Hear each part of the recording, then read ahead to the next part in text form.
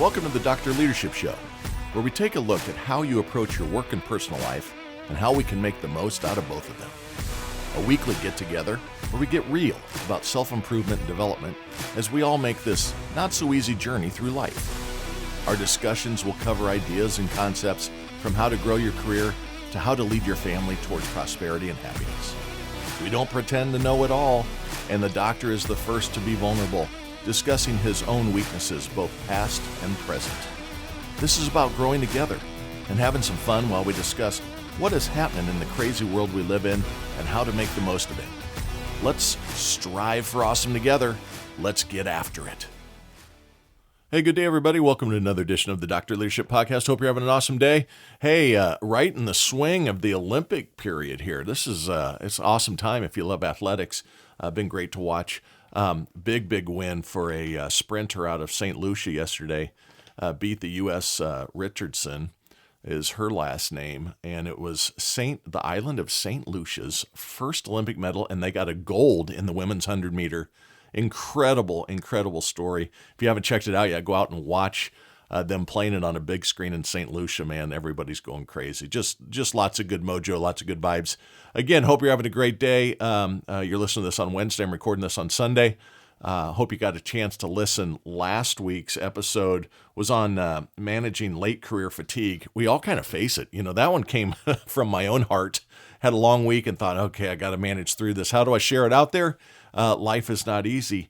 But hope you gave it a listen. And then also check out on the membership site. We've got a great interview I'm going to be loading up here next week to the public, to the masses, but it's been out there for a couple weeks. A great interview with Dr. Chris Fusey, who is a behavioral leadership specialist, spent a bunch of time with the Modesto Police Department, was involved in the Scott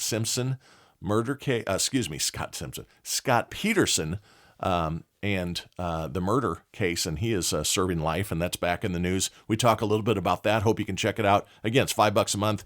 Join, cancel anytime. You get early access to all the regular weekly podcasts that I host myself, plus the great leadership lounge that brings others in. Got some more exciting people I'm working on getting in for interviews, so check it out and be a trendsetter, not a follower. Today, I want to continue talking about efficiency and our ability to continue to grow in our productivity, I guess is the way I'd put it. That's what I was starting to get to last week's episode, was fighting through the fatigue, right? The mental anguish that you face. Hey, got to get up, got to do it another day. I talked about the Sunday evening blues. I'm not going to let those creep into my psyche today. It's tough. Everybody gets a little bit of that weekend ending dread, or especially tough coming back off of vacations. And like say you take a 10-day vacation.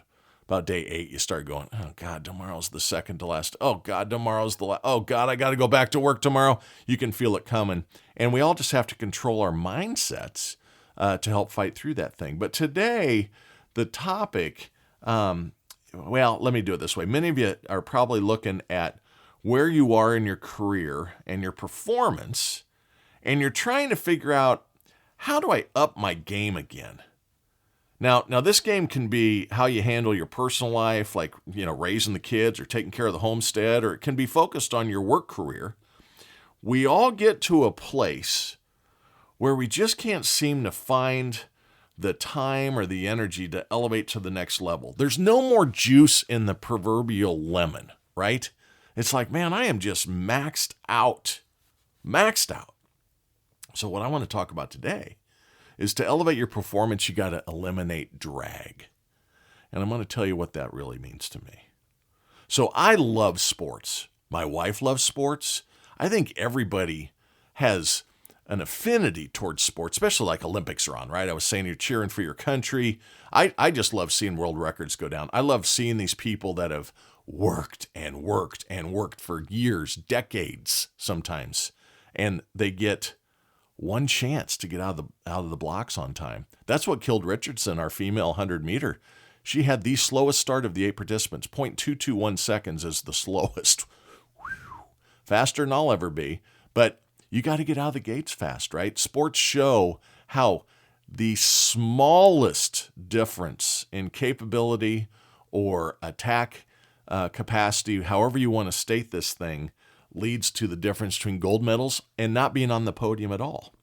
So I love sports, and it's all kinds of sports. Racing has always been a fun time since, high speed anything always gets my motor running. And I remember what I always think about on these things is I remember growing up, and my folks had a lake place in southern Minnesota, a cabin. It was a house. You could live in it all year if you wanted to, but winters in Minnesota are not what we were looking for. We weren't the snowmobile type. We were water skiing and fishing and that kind of stuff, sitting on the dock drinking beers. But racing's always been something I really enjoy. I really love fast cars. I love airplanes. I love boats. I love all of that stuff. The technology gets me going. But I remember growing up, going up to the folks' place, and it was all about being outside. So we had a TV with, at first rabbit ears, and then we actually had an antenna up on the roof of the house. And some of you out there going, "What's an antenna?"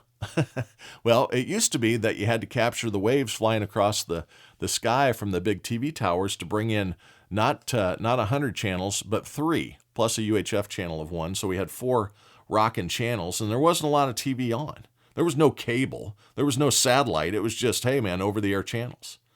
So we were always in the water or on the dock, like I said, but a couple things we always watched throughout the year. A couple other things, too. We always watched the Masters. We always watched the finals of Wimbledon, both men's and women's were on. That's what families did back then. Everybody didn't have a phone, and they weren't sitting in the same room not talking to each other looking at it. You all watched together, and you lived through these moments. I remember the 1980 Winter Olympics. Do you believe in miracles? And the U.S. beat the Soviet Empire, the evil empire, the dark side of the force, to win the gold in ice hockey. So it was great times for everybody. But the ones that I also remembered, my examples in today's conversation, we always watched the Daytona 500, and more specifically even, we always watched the Indianapolis 500, the Indy 500. They covered time trials 2 weeks before the race. I had buddies that would drive over every year as a big party. They'd drive over for time trials, spend the whole weekend in a drunken stupor. They'd drive back late Sunday night or Monday. They'd work for 10 days, and then they'd head off and they'd drive the 8 hours over again to actually go to Indy, be down on the paddock in the pit areas and all sorts of stuff. Just great times. So great memories about it. But the thing about racing that I'm trying to get to here, it was always amazing to me how fast they went. But really what amazed me was how all the cars were built to the same specifications, really strict rules. Same today in NASCAR. Man, if you've got, one screw, a quarter inch too tight on one thing, on this wing, that wing, or the other, you're disqualified. You're out. They try to make it where the drivers and the pit crew and team, the best of those, win it.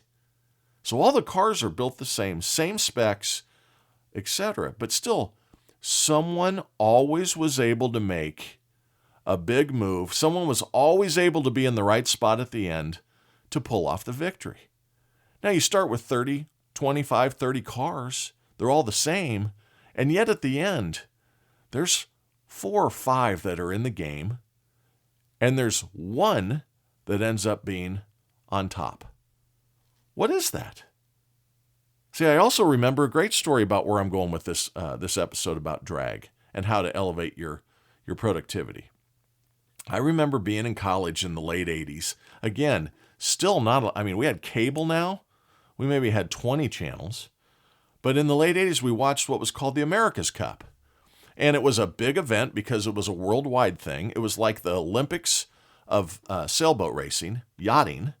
And the San Diego Yacht Club would take on the Australian and the New Zealand Yacht Club. This race had been going on for 150 years. It was basically who was the fastest sailboat crew in the world. And I can remember it was the U.S. versus New Zealand. And Australia had captured the cup in the prior race. So this is like in 88, I think I'm talking about here. 87 or 80. In 86, we won. And in 84, though, or 83, we had lost. Australia had won it. That was the first time the U.S. was not the winner in I think it was 132 years I looked up this weekend. And then, so that was in the 83 or 84 race. And then in 1988, Remember this name, Skipper Dennis Conner. The winningest, the most winningest, the super duper most winningest skipper in history of the races. Now, I have a personal connection, the 6 degrees of separation, like with Kevin Bacon, right? I had a gentleman named Eric Johnson that was on my sales teams, was a leader for me for years in Raleigh. He grew up in California. He actually was on this boat. He raced with Dennis O'Connor for years. One of a crew of 20, 25 guys that traveled the world racing sailboats. So they were like the Indy 500 or the Formula One of the boating world. He has some stories, let me tell you. They were popular guys. Sailors are in town. Multimillionaires is who they were sailing with. So the money was flowing. Rolex were sponsors. I mean, it was lifestyle, the rich and famous, and he did that for about 10 years. So great, great story. But Dennis Conner came back to reclaim the cup. Now, both this and the car races I was talking about a minute ago were won by skill and one critical approach to racing. And that critical approach is what I'm talking about here today, and that's the elimination of drag. Now, if you don't know what drag is, that's a counter efficiency against you. In car racing, it's the wind. The wind against the front of the car. If you can make your car slightly more aerodynamic, it can go a little faster. That's why the electric vehicles are also damn ugly. I'm sorry, I'm not a Tesla fan. As far as looks, like the E Mustang, give me a break. I mean, these things, I don't know, man. I just like the roar of the engine, I guess. I'm biased against it. But the reason these electric vehicles are very funky looking in comparison is they're trying to squeeze every last quarter mile out of the charge distance that you get, how far you can drive on each charge. Same thing holds true in racing, right? In the America's Cup, the move in technology happened when this Dennis Conner won it back. He went to a multi-hull boat with a fixed wing sail, so a hard, rigid sail, not cloth, both eliminating drag and were able to force the maximum results these boats could give. Dennis Conner didn't win that race. He demolished the competition. It went through the legal system as a challenge that it wasn't fair because he was using a boat with 2 hulls instead of 1 hull. Well, the thing that had happened when Australia won is they had used a very, very super spy-like hull, the bottom of the boat with wings and such on it, to win theirs. So they were kind of crying foul because they didn't think up the other way to do it. The U.S. ended up winning it. It was awarded to the San Diego Yacht Club, which is who Dennis raced for, because the rules of the race didn't say that it had to be a single or a dual hull. Didn't say that the sail had to be out of fabric or cloth.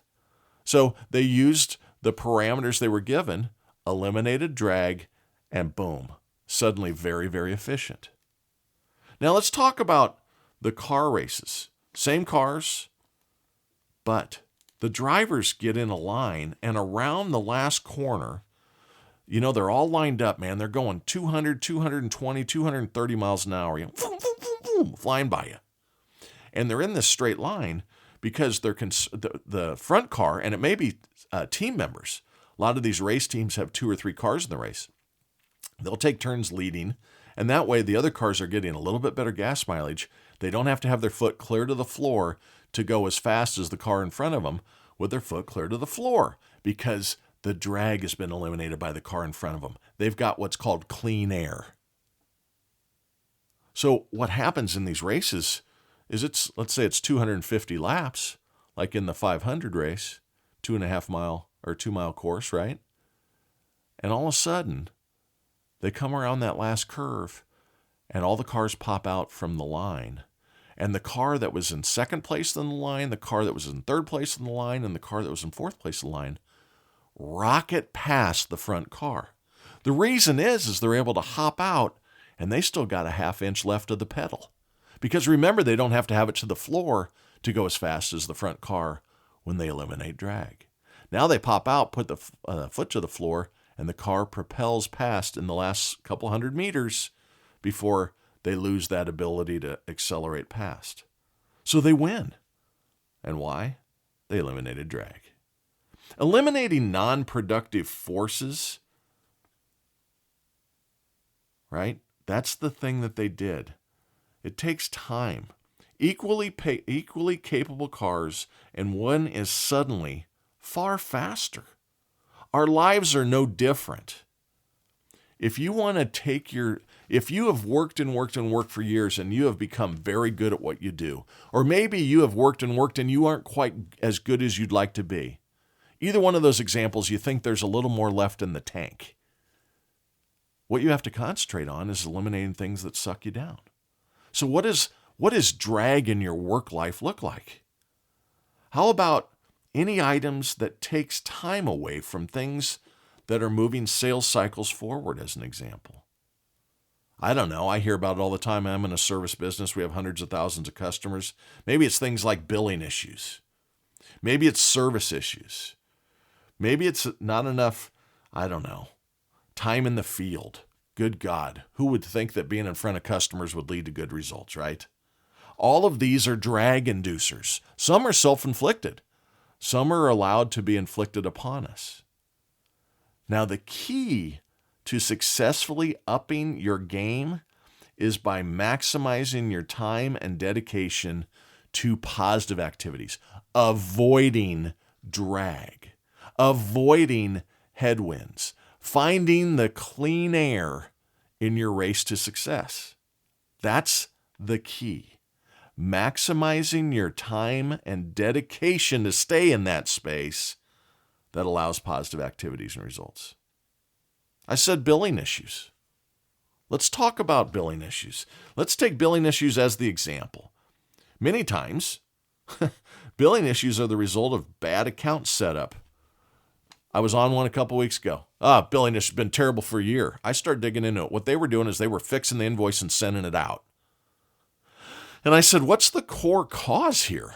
You said this has been going on for a year. What have we done other than just correct an invoice or credit it and send another one out? Well, what we found out is that nothing was set up right when they upgraded their equipment to the right products that pushed out the right fixed fees. The reason the bill was wrong is because, guess what? The salesperson had not set up the account correctly, or they hadn't checked on who is responsible for setting it up. See, as salespeople, many times we just like to say, I won the deal, hand it off, now go handle everything else. Successful salespeople, successful individual contributors, successful leaders don't allow that to be their mindset. Trust but verify, Ronald Reagan said when he was asked about how are you going to make sure the Russians, the Soviets, come through on their elimination of nuclear weapons, as an example, back in the early 80s. I'm going to trust them, but I'm going to verify it.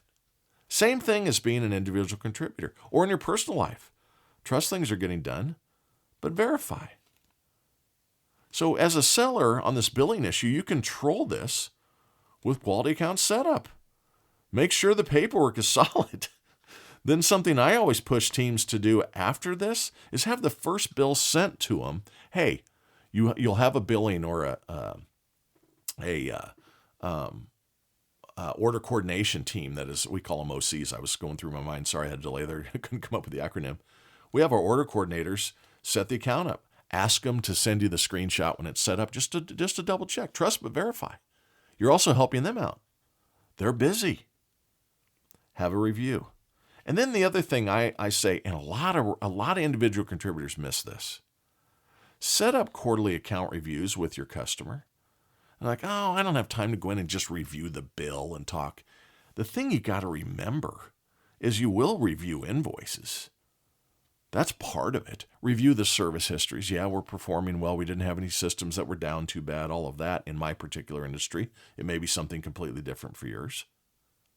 But you ensure payment is done on time, so your days sales outstanding for your organization, you get the cash as fast as possible. You get to catch the issues. And if you think it's non-productive, you're mistaken. It's great for the customer, and it sets up a natural way to work on the next problem you are helping solve for them. It allows you to engage in the next selling opportunity. The other thing that happens in quarterly reviews is customers are fickle, buyers change. Relationships that you have inside the organization may not be with the same people down the road. The people that you're reviewing with 2 years from now may not have made the original decision. So in those reviews, to eliminate drag on not knowing all you've done, show them all you've done. Remind them in the quarterly review, your bill's right, your service is tight, we've come through on the ROI we told you about, we've saved you X millions of dollars or thousands of dollars or pennies of dollars, whatever it is. Remind them. That way they don't have any way to say, well, we didn't know you were doing all that for us. You got to be evangelical for yourself. You got to pat yourself on the back in front of customers, because all they're going to try to do the next time is minimize what you've done for them and concentrate on pricing. No value comes into play. By doing this appropriately, by being productive and efficient in front of the customer, setting it up appropriately with the paperwork, getting the bills to be right, reviewing said bills, getting them to pay on time, and reminding them of all the great things you've done, you're going to eliminate headwinds and drag when the renewal comes around. It's good for customers to have this conversation. Also, that reaffirmation of all the good you've done is going to be very, very valuable for you in the future. That's some of the drag things there. How about coffee pot chatter? Now, a lot of people aren't in the office every day, but you want to talk about something that's a time sucker and drag? How about long lunches? Maybe you start a little late. You like to swing in and get your Dunkin' Donuts coffee or your Starbucks coffee in the morning. Oh, I really can't get going until my second cup of coffee. Someone just passed you. Someone just lapped you in the race. All of us feel we're out of time. But in fact, we need to find the time wasters. There's an old saying that I love it. If you want a job well done, ask the busy man, for the others have no time. It means that those that always think they are just being crushed on time, I am so busy, you really need to evaluate and see that you're really not all that busy. There's a lot of people that are great at looking busy, and then there's very few people that are really good at being efficient and productive. I think working from home is more productive for me. Some people fight that. If you're doing laundry in the middle of the day when you need to be concentrating on moving the needle in your life because you get to work from home now, shame on you. If you need to take the dog for a walk, do it over the lunchtime. Eat and walk at the same time, you can do it. You're dedicating yourself not to necessarily just the company, but to your own well-being, your family's well-being. Procrastination and wasted time are where you find the overdrive gear. A truthful self-evaluation of where you can find more time to drive growth is what is needed here. You got to be real with yourself. Am I truly doing all I can do? Think of your loved ones. Think of your why. Where is the drag on my proficiencies? Where is the drag on my ability to find more time? You'll find it. Evaluate yourself. Here's an idea or two. Prospecting always gets put out of everyone's mind first. They always procrastinate on that. I don't have time for it. You go from hero to zero. We've touched on that before. If you're in a great streak of closing deals and business is going great, commission checks are coming in, having the best year of your life through the first 2 quarters, if you didn't continue to prospect, third and fourth quarters are going to be very lackluster, and you're going to end up in a mediocre spot. So, if you don't like prospecting, how about utilizing reference requests?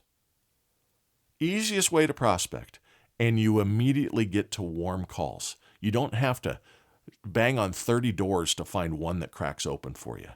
You ask your best customers, do you have anybody else that could utilize the services I render for you? Have I done a good job for you? Would you be comfortable passing my name along to somebody? Or maybe you ask them, you've been trying to get into one account for a long time. I can't find any way to get into ABC account. Ask your best customers that are in similar industries. They're probably in, clubs or associations together. Do you know Bob Smith over at Waikiki Bank, whatever? I'm making up names here. Yeah, I know Bob. Hey, would you do me a favor? This is my livelihood. Would you drop Bob a note and just say, I've done a lot of good things for you and I'm worth 30 minutes for a coffee to have a conversation about me and my company and see what I can do? Sure, I do that. Human nature is they want to help you. People want to help each other. I always offer up things like that. Well, I know somebody. I know a guy. What you need to be is you need to be a guy. You need to be the guy or the gal in whatever industry you are to lots of people. I've said that. I've told that story. Everybody has a guy that's their fixer, their car person, their house person, their roof, their water heater. I've got an electrician. I've got a painter. I know somebody you need to talk to about how you grow tomatoes better in the garden. It's everything in life. Everybody has a guy. Everybody has a gal about all things. I've got a dentist. I've got a doctor. I know somebody that can do that for you. Become the guy. Go and be so excellent in front of your current customers that whenever a conversation about your industry comes up, they go, I got a gal. Barbara over here, man, she's awesome. You need to call Barbara. Got another thing that'll make you elevate your game. It'll also eliminate drag because there's no shade in these rooms. Are you surrounding yourself with the right tribe? No complainers, no woe is me, no victims, people that are better than you, someone who challenges you and gives you honest feedback. That is what you want. I've talked about it before. Somebody does something, well, at least I'm not as bad as them. Don't compare yourself to the bottom feeders. Compare yourself to the Olympic athletes. Right now, little girls and little boys are going to the track tomorrow, and they're going to try to run like the gal from St. Lucia. That's who needs to be your inspiration and your aspiration. Don't pick the bottom feeders. That is drag. You are sucking yourself back from a productivity standpoint if you surround yourself with knuckleheads. Second thing is, do you take feedback well? I said they give you feedback. Feedback is a gift if you choose to accept it. I know some people, especially young people, if you give them some feedback, you point something out, they think you're being rude. Oh, so rude. No, I'm just telling you that what you are doing is not going to generate the results you're desiring. Life is hard. You can choose your hard. You can have hard now, put your head down, grind through it, fight to the top, take situations that set you back and attack it again, and do the hard now, and the rest of your life will slowly get easier. Your income will improve, your savings and your wealth will grow, all that. Or you can procrastinate, you can play woe is me, you can play victim attitude all through now, and then you come to your retirement years and you ain't got enough in the kitty to retire. And then life becomes really hard because now you're working until you're 62, 65, 70, 75. Maybe you got to carry 2 jobs when you're young.